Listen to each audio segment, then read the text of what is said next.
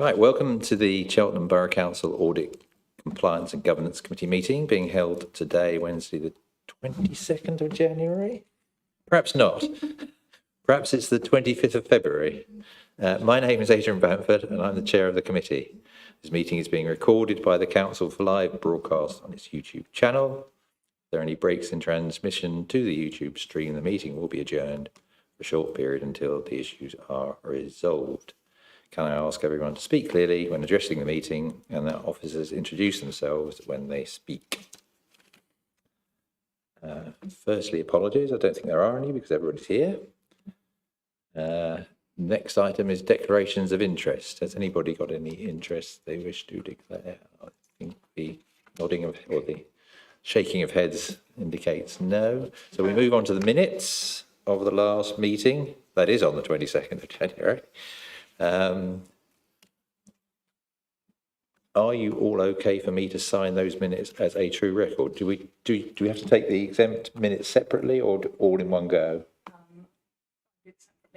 Okay, well, so we'll take the non-exempt minutes first. Any queries on those? Otherwise, I will sign them off.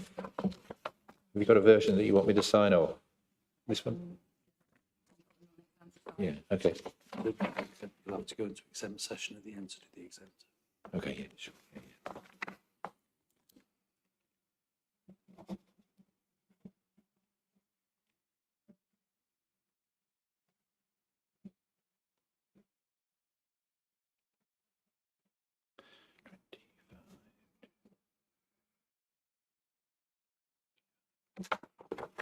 So that's those.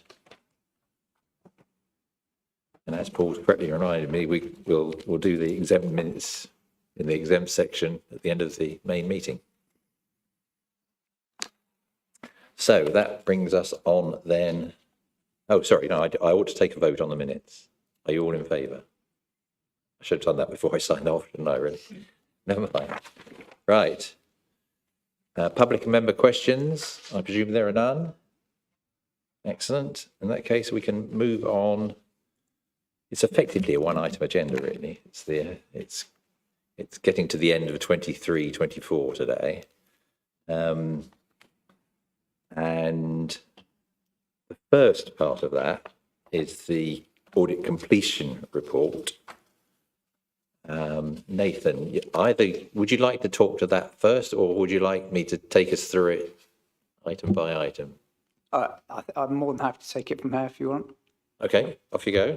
Thank you very much, Chair. So this is the first document you've got from us today is our audit findings report. And the executive summary sets out, as we explained when we presented our plan, and as you'll be aware from the impact of Grant Thornton giving the disclaimed opinion last year, that we were going to be giving a disclaimer opinion again this year. That is because essentially the prior year accounts for opening balances, the comparatives were not audited at all, so we can't take assurances over those. And there's this now process of us having to try to build back assurance over your financial statements and the numbers in your balance sheet and reserves going forward. There's also been a limited amount of time between the sign-off from Grant Thornton, so they signed off their financial statements in December. We then have this very tight period for this current period to get to this backstop date of the end of February for the 2024 accounts. So it gives you effectively part of December before Christmas and then January and this month.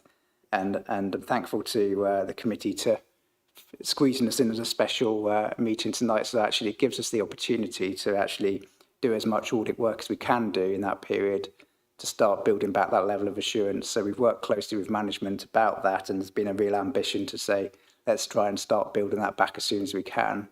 And what we've done, you'll see in the document, we've set out what areas we have done work over and which we've not been able to get to.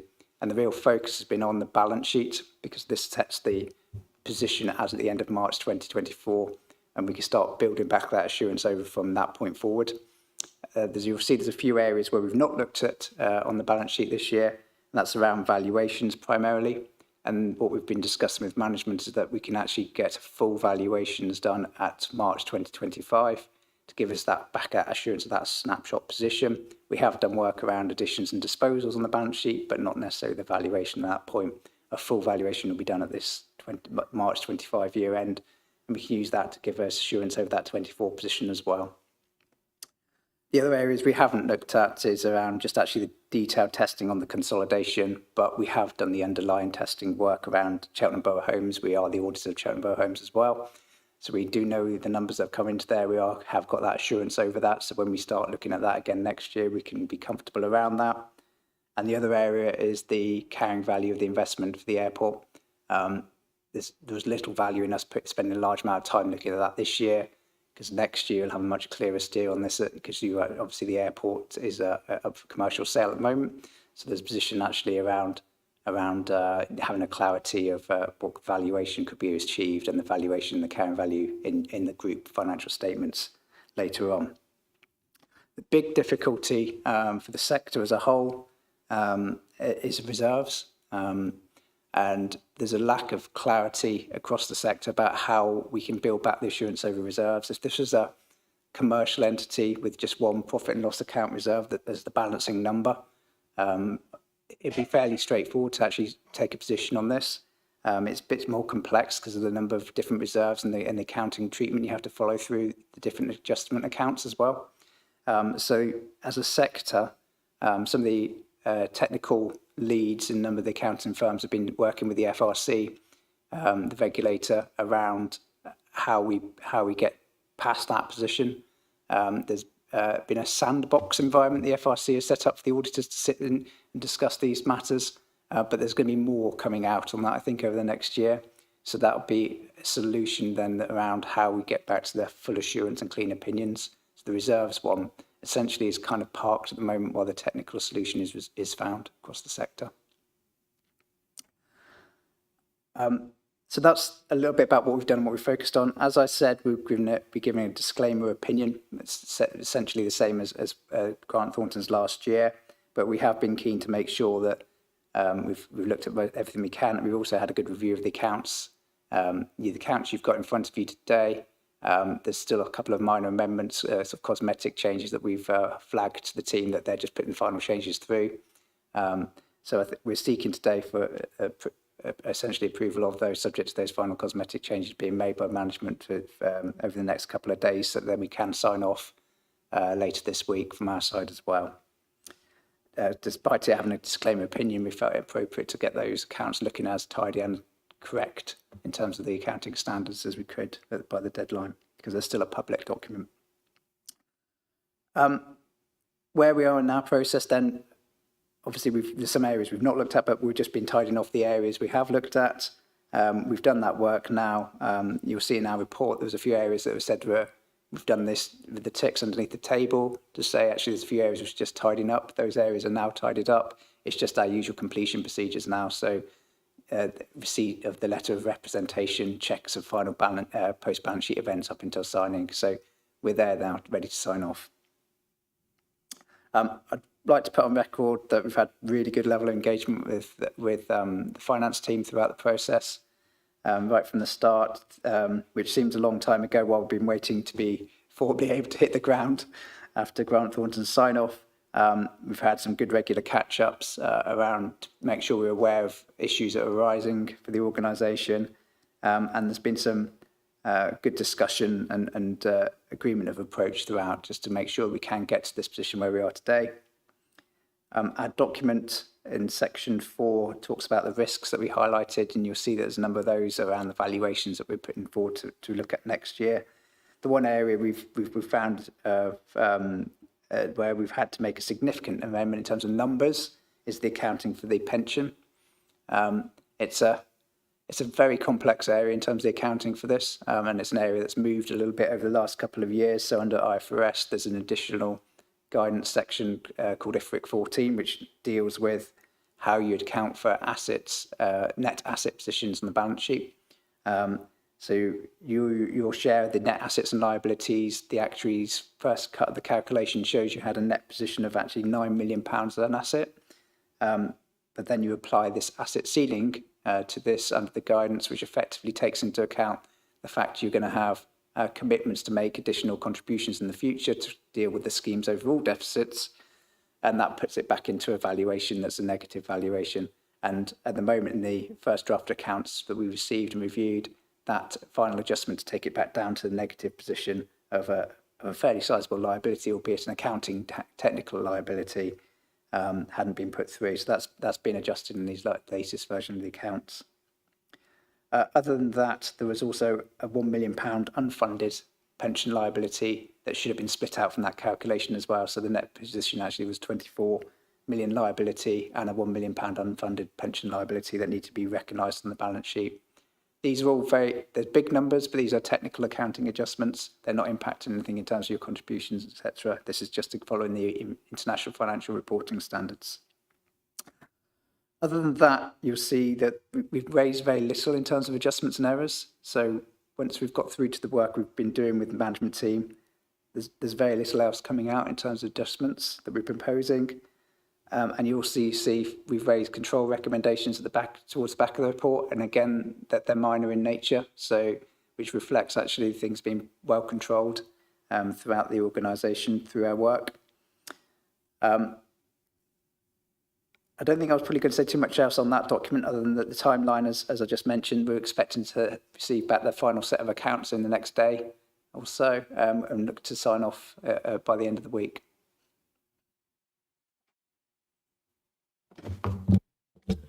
Thanks very much, Nathan. And that's reassuring that we seem to have moved, if it's possible, we seem to have moved forward on the backstop. I mean, the backstop is a bit of a thorn, but it's from what you're saying, I think the backstop for 3-4 is probably less of a backstop than 2-3. I mean, that's perhaps not the right terminology, but it's, we seem to be heading in the right direction, which is excellent. The reason we're meeting today, obviously, is because of this deadline date of the 28th of February. And thanks ever so much to John, Gemma and Paul, who've done a fantastic job to get us where we are with these papers. And I mean, from our point of view as an officer team and a member team, from my perspective, this is like an end of 23-4. So whilst I appreciate there will be other workings as you come to address balances going forwards, from our perspective, I think this is the opportunity for a final look at these, and if we're happy with them, to get them signed off. So, and I'm hoping at the end of today we'll be able to do that.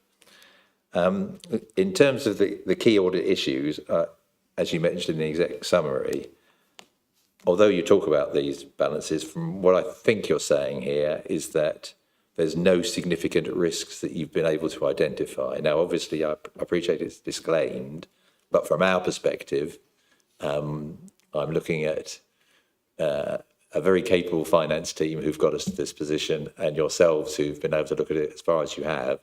So from us as a group of councillors, it feels to me that given what's in here, we should have a reasonable degree of assurance. And I'm looking around just to see if anybody wants to raise anything against that. Chris, go on. Yeah, go on. Sorry, it's not against that. But I just had a couple of questions on, what Nathan's laid out. The first one is to do with the disclaimer for next year. I was thinking, is it possible we end up, if the reserves question, it's more like historic, the kind of like the opening comparative position perhaps, which is still in doubt, that will it be a disclaimer or an audited, clean audit report, or could there be some kind of qualified auditor report for, just a very specific thing that's way back in the past that it's not worth kind of doing the work to sort out?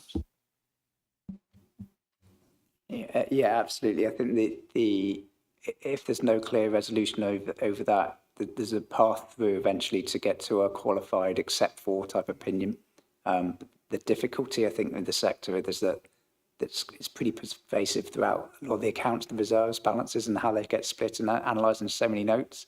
So it'd be an interesting position to get to, because I think there'll still be a large number. But so an except for opinion is essentially saying everything's correct and true and fair, subject to apart from these areas, and that's what we were referring to as a solution and a position that could be an interim position you get to aim for. And that's certainly, I mean, it's ultimately we're trying to get to everything being there apart from this reserves position, so that we want to do for 25, we'll have more time.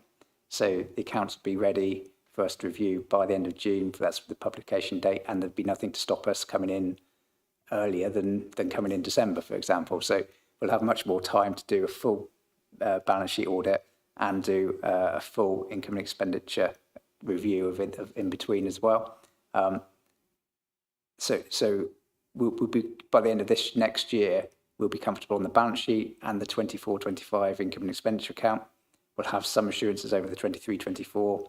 Then there's that reserves bit. So yeah, you can see we're trying to start building this back up, and then the year after we should be comparatives, and the current year we should be comfortable on, apart from reserves potentially. Yeah. Sorry, just on that then. So you received that just the year we were likely to be abolished? No. The answer to this question might be no, but can you explain very simply what this IFRIC 14 adjustment is about? Because I understand how that initial net asset, for the pension fund is calculated. Very happy with all of that. What I can't get my head around is how you have an asset, and because of this, asset ceiling or whatever, that flips to a liability as opposed to just a smaller asset. If it's too difficult, don't worry. I'll give it a go. So effectively, this is around a constructive commitment and liability to making secondary contributions.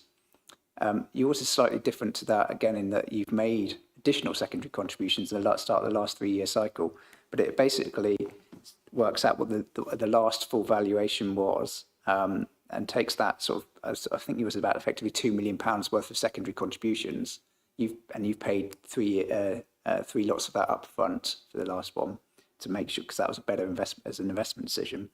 But it takes that sort of 2 million and then spreads that across the lifetime, the average expected lifetime of the people in the scheme. So probably about 17, 20 years, something like that.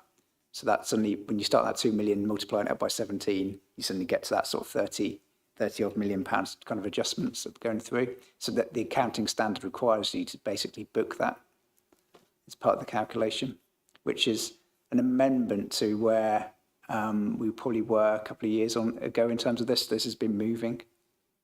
So the actuaries have now harmonised around that. And the accounting standards, and there's much more consistency and clarity in the sector, and that's how these things are accounted for.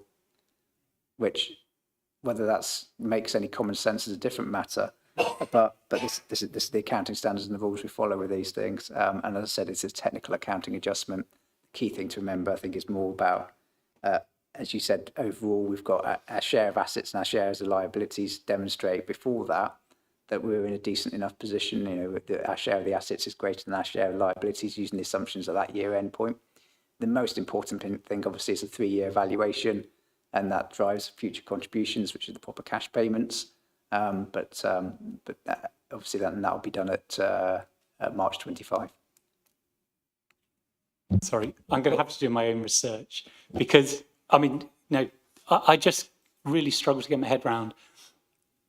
It seems if you hadn't made additional contributions, you would have had an asset because, you've got your market value for your pension scheme assets, you've done your discounted, pension payments for the employees, and by making a kind of prepayment or paying in advance, you end up creating a liability. It just blows my mind.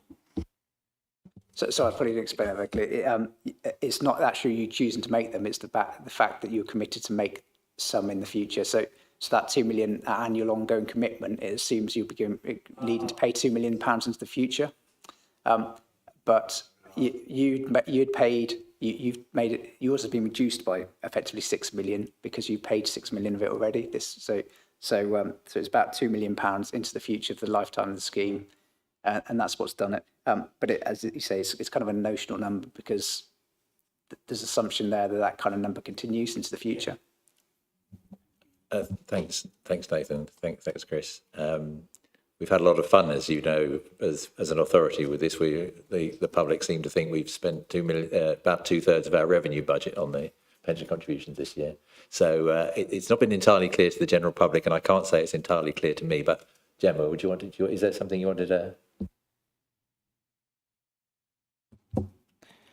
So just on that question, yeah. So it's the bit to come. So we're in sort of year 2 of year 3 of the payment. And I was going to suggest, would you like me to share the asset ceiling report with you? Yeah. Yeah, brilliant. I can do that.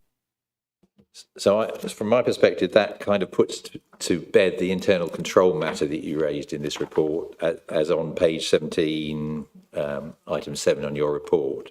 And the one amber finding was in relation to this. And I think we've probably taken it as far as we can. And if Gemma can share that with Chris, that would be great.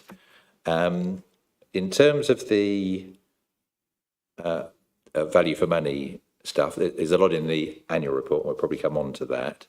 But in the context of this completion report, I think what you're saying is that there's no significant weaknesses that you've detected.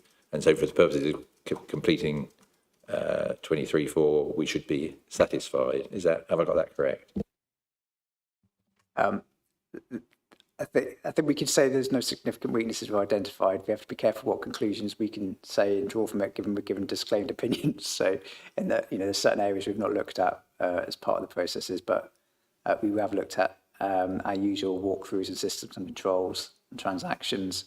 The main areas we've not looked at is around valuations and, as we flagged, some of the transactional testing on the income expenditure. So, I guess we can say we've not found anything from the areas that we've looked at in a true auditor double negative speak.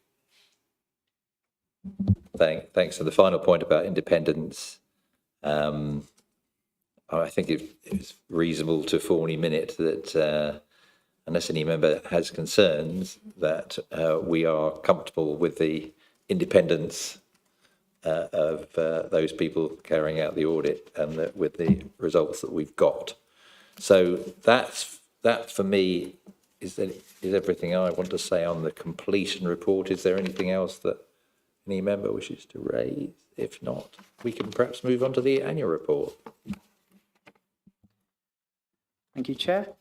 So the annual report essentially is the conclusion summary of all the work we complete as external auditors. And you'll see part of that is just, again, summarising what we've talked through in the ISA 260 report.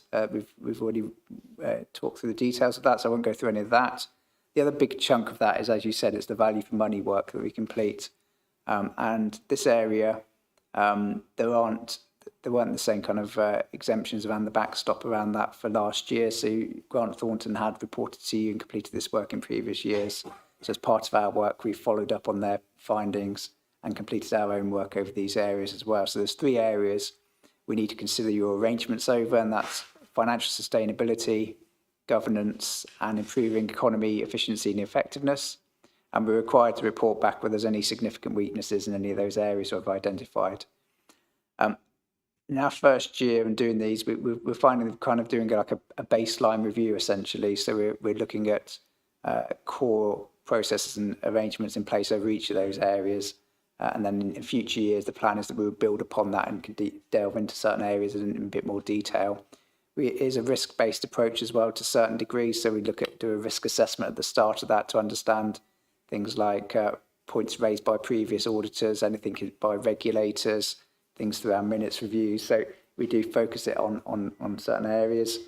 I think the key thing to say here is nothing significant to raise, but there are points that we've highlighted throughout there that there are some things that are areas where we feel that things could be tightened up. The organisation has a number of things ongoing at the moment, and I think it's inevitable that there'd be an area where things could be tightened up in some things, but there's no significant weaknesses identified in those. So we've picked up 3 new recommendations in our report there, and there's 3 that are raised from Grant Thornton that are still partly implemented, I'd say, or not quite, or not implemented. Some of that will be due to the timing again of when Grant Thornton's reports were issued. And of our 3, I think 2 of those actually are ones which are kind of work in progress anyway. So the things like the risk management, our team identified, our governance person that oversaw the risk management work identified that some really good steps have been made in the last year over risk management. There's a couple of areas that she recommended that things could be improved further over.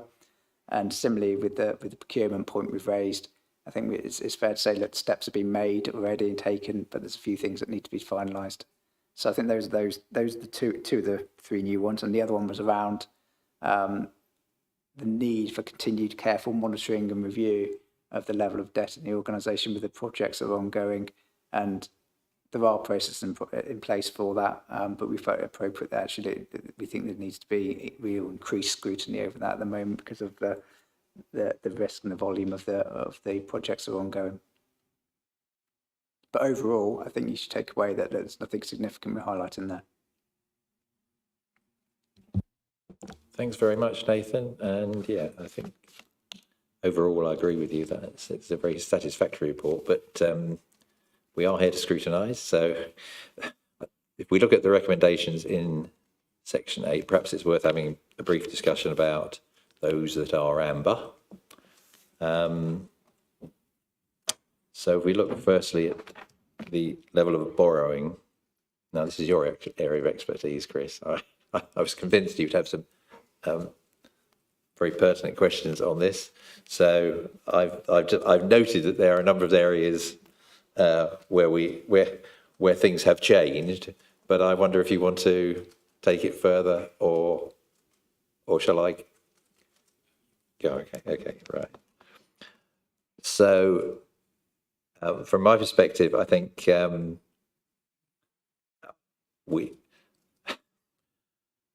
been aware through being on the Treasury Management Panel, through budget scrutiny of these issues, and very comfortable with the responses that we've had at those committees.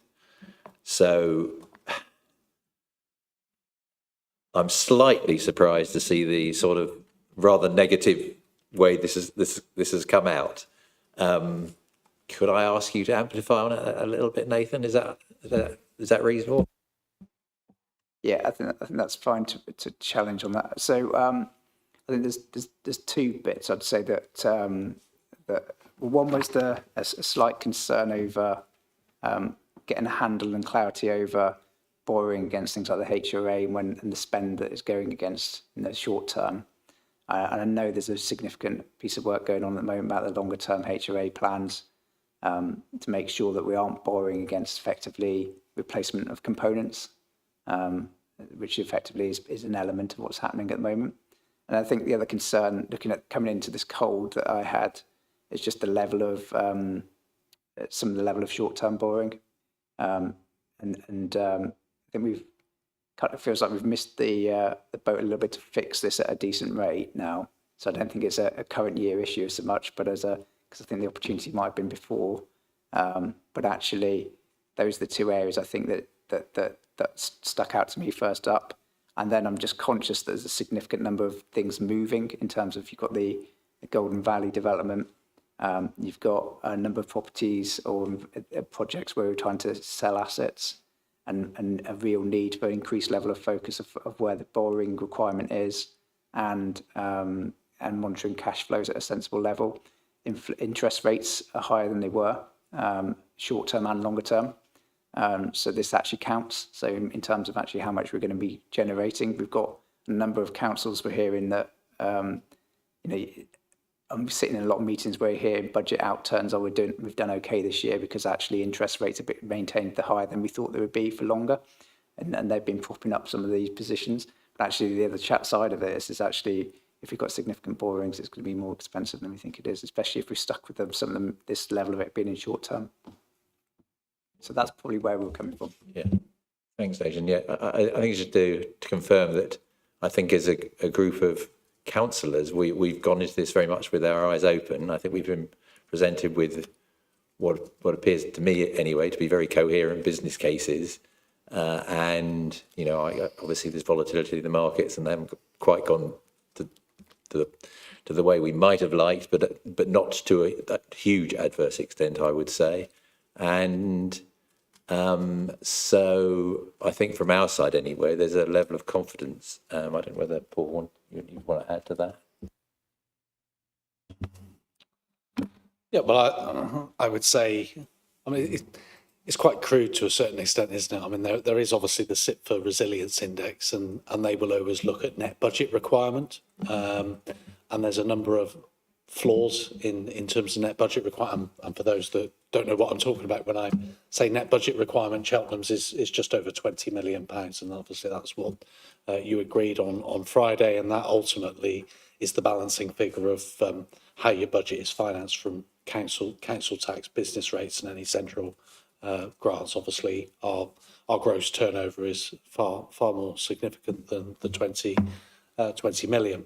But of course, this council is different because it's got a HRA, and broadly speaking, the circa £200 million borrowing that we've got is split 100 million either side. I think when we went through debt sort of self-financing, I don't know whether the numbers are still out there, but the way that we sort of got cost certainty, because let's face it, the government pushed this debt onto councils under the self-financing regime, which I think was 2012 or 14, it removed the subsidy system. And at the time, I mean, if you divide that 100 million by 5,000 properties, I think it equated to a mortgage per property of £15,000. And I think at the time, we all said in the room, if we had a mortgage of £15,000 outstanding, we'd be quite happy with that. So, but I do take on board what Nathan's saying, because I think, what we've got now is a different set of dynamics at play. We've obviously got a regime of fairly high interest rates for those that don't remember the pre-1990s, because we've been so fortunate since 2008 to have a long sustained period of low interest rates where less than 1% became the norm for quite a while. But certainly the target rate of 3.5%, we're somewhat adrift from there. And then I think because of other global factors, whether it's the war in Ukraine, we've also seen a huge increase on cost inflation, specifically in the building trade. And then ironically, with housing rents, which ultimately needs to sort of prop up all of this, we're in a cycle where the CPI +1 is chosen as at September, which was an outlier last year because CPI in September was 1.7%, and we know ever since then it's been going back up, and obviously recently recorded at 3%. So there is going to be a tremendous amount of sort of scenario testing in the HRA, and there may be a bit of trade-off in terms of, if you think of the three big sort of asks in terms of financing on the HRA, it's new build, it's decent homes, that sort of ongoing maintenance, and it's decarbonisation. And members will probably need to get the balance right between those three. I think the days of having all of the cake and eating it have probably gone, and we'll need to make some difficult decisions. And certainly Nathan and I were discussing prior to this some of those high value assets that are in the HRA, which probably don't belong in the HRA anymore, and we might need to churn some of those assets to get back to the roots of what our stock should be doing, which is delivering decent homes to our tenants. On the general fund side, I think we probably need to recognise that we took a calculated risk in 2019 and purchased a load of green fields, and as of today they are still green fields. But the hope, the anticipation is that planning will soon be secured on that, and once planning is secured, you'll see a significant uplift on the value of that particular land holding, and then obviously through the development agreement, you'll see as those come to fruition that obviously there will be land receipts. So the idea is not to just sit on that land forever. As development comes forward, we'll be selling off plots and obviously recouping our money, and a great amount of the short-term borrowing is associated with that particular acquisition. But coming back to, I guess, the determining factor, for me, rather than looking at net budget requirement, I always try to look at the sort of capital health indicators, and I focused on that within the Section 25 report. Our debt to asset ratio is 0.33, 33%. I think it's recorded somewhere also in Nathan's report, which is really healthy, and we shouldn't lose sight of that. But equally, I guess it's about getting the right balance between risk and reward. There's a couple of ways of managing or financing your capital programme. One is obviously government grant or subsidy. The other one is capital receipts, and the third one is borrowing. And I think in an area where that really is our sort of go-to at the moment in terms of financing that capital programme. Notwithstanding, there are obviously a couple of significant assets in the process of being disposed, and obviously if we were to realise capital receipts from those, the first call on those would be to reduce some of this short-term borrowing, because it would put more cash in the system. So I hope that adds some value. Yeah, thanks very much, Paul. I think that thoroughly that explains our position very well. Chris. Just say, I think everybody's made, Paul and Nathan, really good points, and Adrian. And I mean, clearly, you can see from the accounts, from a solvency point of view, with the strength of the balance sheet, we're in a very strong position. I think, we also just need to make sure we're keeping a really close eye on the headroom, when this short-term debt is rolling over. Obviously you always have to come up with your interest rate expectation, but reality, is going to be some way one side or the other. And I think it's just a case of hopefully, having the processes in place to make sure there's always enough headroom, that when we are rolling this debt forward, we don't hit like a bump in the road, but clearly overall, we're in a super strong position because of the assets, that the council does own. Yeah, I mean, there are some potential horrible bumps in the road, nothing, not of our making at all, but who knows where the world economy will be in a couple of years anyway, that is not within our control, and so I suggest we move on from that. Looking at the next item, risk management, we actually had a good discussion on this at the last audit committee, and I think broadly we're comfortable with the management comment. I think summarises the situation there, that we're looking at this situation, and hopefully you'll be happy when that runs its course. Similarly, in a way, for the procurement and contract management strategy, I think accept the comment and note that work is in hand. Is anything anybody wants to add to that? Okay. Right. Oh, sorry, David. Yeah. Thanks, Chair. I was just going to say it might be worth just trying to get an update on the progress against these items in about 6 months' time, whenever not the next meeting, but the one after that, just on the progress against the recommendations. Not a long report, but just a sort of almost two-side update of these recommendations came in, this is what's happened, just to show that we are tracking it as a group of members. People are happy with that. I just think it's worth, in terms of what you said about the debt, the debt is secured on an asset, i.e. we've got the land, we're trying to get the planning permission. If that happens, then obviously the asset will go up considerably in value.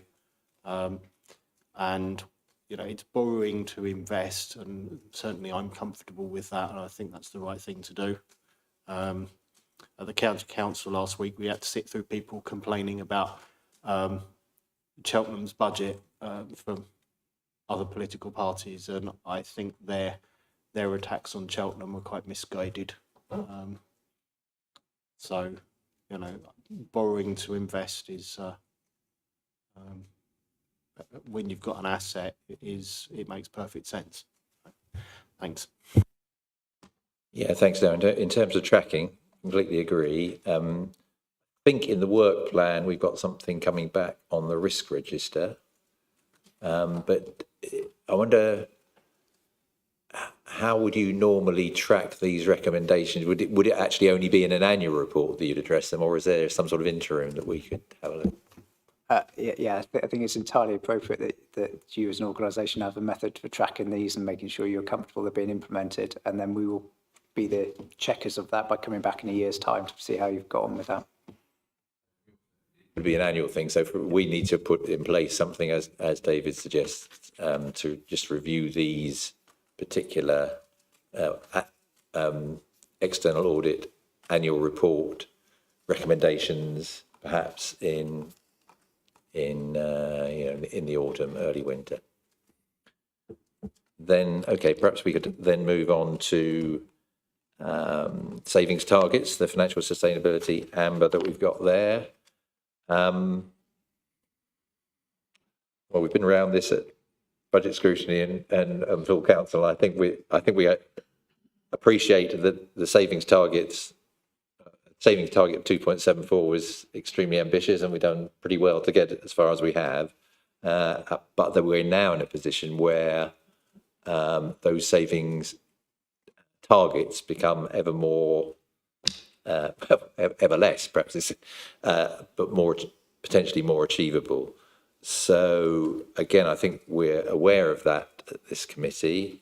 It is an issue because they are very challenging targets, and obviously the 2.7 is still in a year that you've got to consider. So again, it's worth tracking that, but to note that we're pretty comfortable with the way things have progressed so far. I think the officers are doing a very good job. I won't ask them to comment on that. But any other member want to comment on those savings targets and the recommendation we got here? I think broadly we accept it and we'll keep it monitored, if that's okay, Nathan. So I was just going to say, these points from now on, and then including this one, is where it's been raised by Grant Thornton last year, and we've revisited that, and we've left this one open because essentially we could see absolutely you had a savings target and processes were in place to monitor that, but we were a comfortable way off it. I think in this year, as you say, it's good to have a stretch target. I think you want it to be a target that's not going to be easily achievable, so you can actually have something to aim towards. And that we're not looking necessarily that it's 100% met this year. We'll be looking to see that how you're monitoring and tracking that and making sure you're taking every action you need to get towards it. And if that's the case, we'll be looking then to close that one off this year. Okay, then the next item I had a note against was the approved partnership strategy. I wasn't quite clear those who we were referring to as those partners who we had a commissioning arrangement with, as opposed to a sort of, are we talking there the trust, Ubico, One Legal, maybe Publica? What have I missed? Swap, yes, of course it was. So everything else would come under the normal procurement rules, but those five or six are what you would regard as commissioning arrangements. Yeah. So for the benefit of my management comment, you're right. So the partners we've considered are, like you say, the Cheltenham Trust, Ubico, those organisations, so Publica, another one there, that deliver services that we commission services from, and who at the end of each year provide us with an assurance statement, which is collated by Claire as the monitoring officer as part of the annual governance statement. So it's those are the partners I'm referring to in the comments here.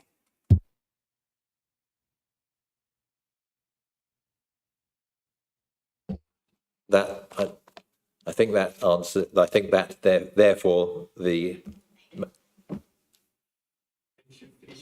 thank you. We've covered off your recommendation, it seems to me, with that comment about the commissioning or arrangements, or is there something else that you're also concerned about, is the question. I'll get Councillor Willingham to speak first, though, before we come back. I guess my question on this was, well, there are two questions. One, is this trying to work out who we are commissioning to do stuff so that we can try and avoid a Carillion type, you know what your providers are providing and you have a vague degree of, well, more than a vague degree of assurance that they're going to stay a going concern rather than the very large contracting organisation goes bust and then suddenly the public sector is picking up the pieces after all the profits have gone off to private people and what have you. So the question is that what we're doing? And in light of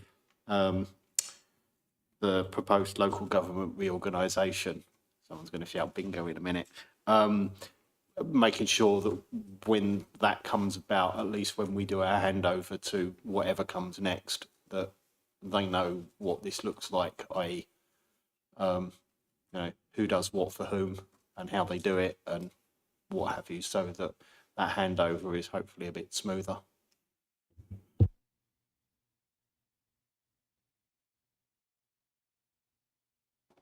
Just on the partnerships point, and I just had a meeting with Lucy Cater from Swap about this, in terms of increasing efficiency, effectiveness, economy, it would be good to have some real targets for procurement. I think I mentioned this before, in terms of defining value. And value is obviously, as we said, a combination of price and quality, getting both right. So some real hard KPIs to know that when we buy, we're buying at the right price versus the market average or whatever, hopefully lower because we've got volume, and to be sure that we're buying the right quality each time.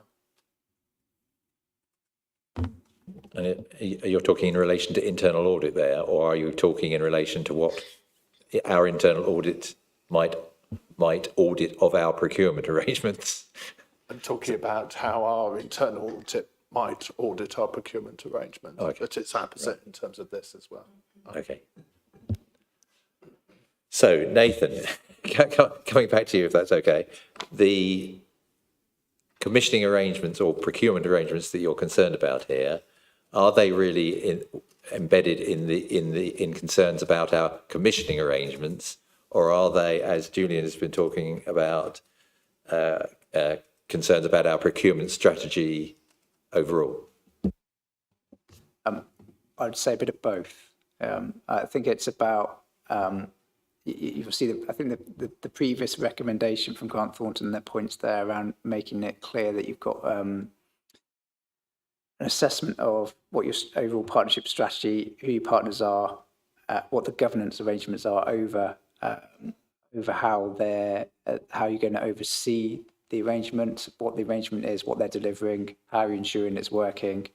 So there is an element of overlap with commissioning, absolutely. But I think it's a bit of a broader point they've raised. And there was a recommendation that raised last year in the management comment was that we'd be looking at, producing something that implemented along those lines, which we've reported that's not got there yet. Perhaps I'll ask the producer of the comment to comment. So this is something that Claire and I have discussed. And I think we probably need to go away and think about whether a register would meet the needs of the finding, or whether what we currently have would do that in a different format. So I mentioned the assurance statements that we received previously. So obviously that covers the financial, but it also covers lots of areas that are non-financial or operational. So whether that's health and safety reporting, whether it's KPI data that comes through as part of our standard performance reporting.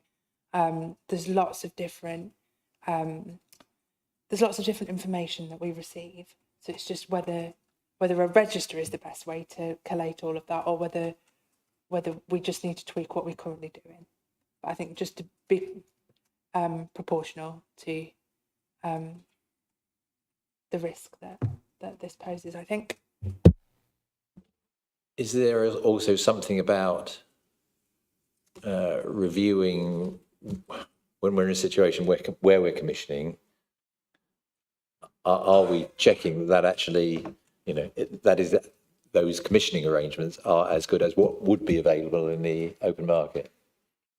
I mean, in a sense, we've done that with Cheltenham Borough Homes. Well, not quite in that way, because obviously we brought it back in-house. But presumably, similarly, the senior management team will be looking at whether at any one time there may be another way of providing those services, a more effective and cost-efficient way of doing it. So would that be part of that policy that you would consider bringing?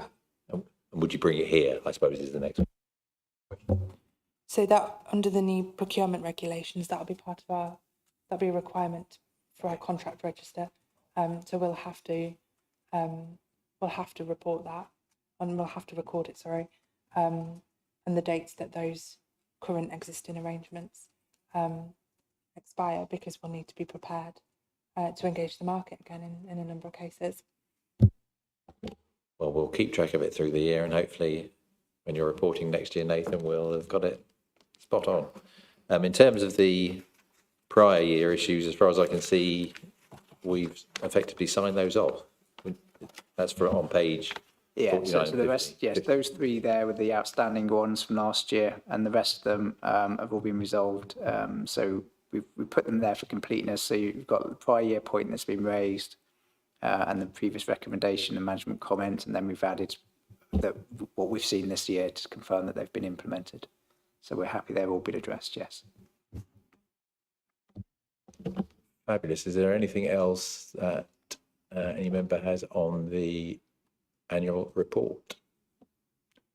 If not, we'll move on to the final item today, which is the statement of accounts. Gemma, do you want to introduce this mighty tome to us? Thanks, Chair.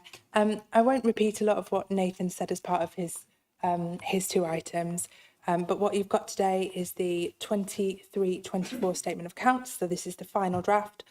It was originally published, or the draft was originally published at the end of May last year, so in line with our publication deadlines. And the version you've got here includes all of the adjustments that Nathan's mentioned and referenced in his report. We still have a number of cosmetic changes to make, which we're working with Nathan and the team to do this week, with the objective that obviously we will get these signed and published with our audit opinion, our disclaimer opinion, by the backstop deadline of the end of this week. So the recommendation, so we're not expecting any more material changes, I hope. So the recommendation in the report here is for the committee to note the accounts and to delegate authority to Adrian as the chair of the committee to sign, approve and sign the letter of representation. Before I take any questions, I just wanted to say thank you to John, who's here today. So he's our chief accountant, who's coordinated not just the preparation of the accounts, but also the coordination of the audit, and the team as well. So our finance team, they've worked super hard over the last 3 months or so. So we've come straight from a budget round into basically a 5-6 week audit, and we're going straight back into 24-25 close down next week. So I just want to thank them for the work that's been done and the work that's to come. And then finally, thank you to Nathan and the team. So this has been our first year working with Bishops Fleming. I think it's been a really collaborative approach. to a challenging timeframe.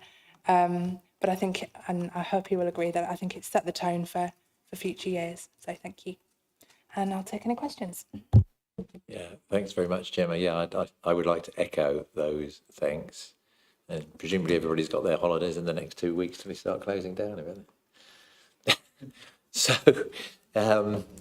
yeah, I will take questions. I know Chris has waded his way through and noted a few items, and we can run through those in just a second.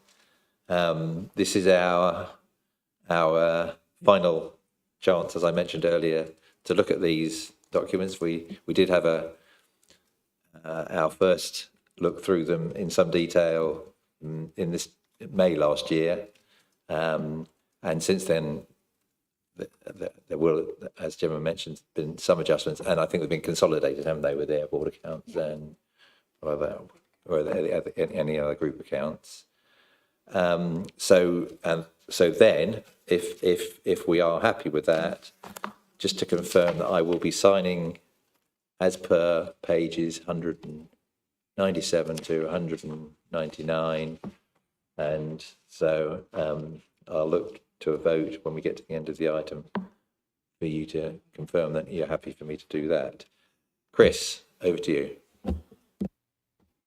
Thank you. So I should say in my previous life, where I was producing accounts, if I exclude dormants, I don't think I ever actually managed to produce a set that was perfect, that didn't have anything wrong in it.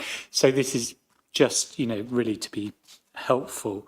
Actually, quite a few of my points I think Gemma's covered in her comments, which is pre my time, which was the accounts were available to be looked at. They were kind of out there published last year. So then that actually, I've got some page references. I can either say the pack we've got or the page numbers in the accounts. But if I go for the pack, page 122, which is the financial instruments note. Yeah, so long term, 31st of March 2024, which is the second to last column, it says 0 right at the bottom, and I think it should be 132547, or if there isn't anything below that. If there is something below it, it should be a different number. In our agenda supplement, it's page 122, which is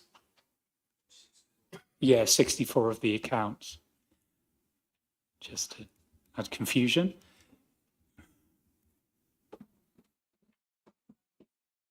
Yeah.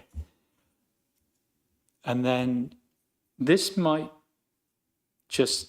actually be correct, the next or the final two, which is page 125.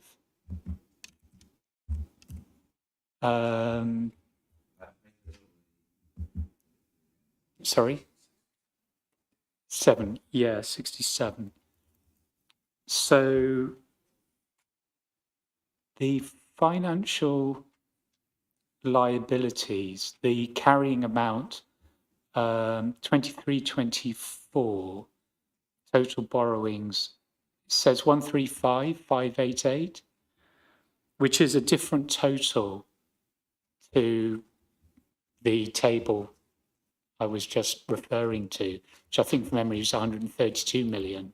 And I would just expect, those figures to match, because they do for the comparatives, which is the carrying amount. So just if somebody could have a look at that and just check. Well, it's millions, but yeah. Yeah. And then page 128, it's a similar point. In the liquidity risk, the table, 31st of March 2024, there the total is quoting a 134,926,000, which I think is actually a different figure to those previous two tables I was just referring to. I mean, to be fair, these disclosures are kind of always confused me back in the day. So I just think if somebody who knows, could just have a look and just decide what is the total numbers and the splits, and just make sure, either those figures are the same, or if they're different, they're right to be different. Those are just things that jumped out at me. So just reconciling those three figures. Well, I mean, not saying just, yeah, it's just unconscious. Like, you can sometimes have unamortized issue costs or something. There can be things that mean a figure in a note is different to what's on the face of the balance sheet. It's just my expectation was with those tables, the numbers would be the same, between them, but maybe it's just for somebody from the auditors or the accounts team who's more technically up to date than me, just to have a look and just make sure they're happy with those bits of the table, really. Well, thanks for that. That's very helpful. I think that's probably our team who will have it. You've noted it. Brilliant. Okay. Well, I'm available between now and Friday if there's anything you want to change, re-sign something different. But are you happy that I sign this anyway, or do you feel the need to reconcile those three before giving me that authority? I'm happy for you to sign them, Adrian. But I think, Nathan had indicated earlier that there are some cosmetic changes still to go through. So this is really just adding, these are just disclosure, items. It doesn't change any figures that really anybody cares about. So yeah, I'm happy. Is there anything else on your list that you wanted to raise now? Brilliant. Okay. So, has anybody else got any questions or points to raise on these accounts? Speak now or forever hold your peace. I'm about to sign. Oh, sorry, we have to vote. So, not just offering you the opportunity, you've actually got to vote for it.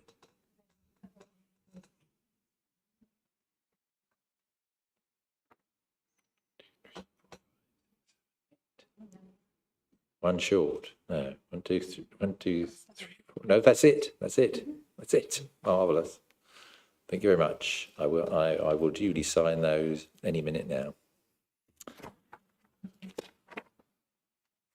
There's no other item of an urgent nature to be looked at tonight. So is it the 28th of May? Have we found that is absolutely marvellous? Okay. So the next meeting is definitely now scheduled for the 28th of May, and I look forward to seeing you all then. And note, yes, just a note that the 2nd of June is cancelled, and the previous one as well, which was, I can't remember now, 28th of April, something like that. Anyway, 30th of April. So it's Wednesday the 28th of May. Look forward to seeing you all again then. Thank you very much. So you need to go into exempt sessions. Oh, we got the minutes as well. Sorry, yes, forgot about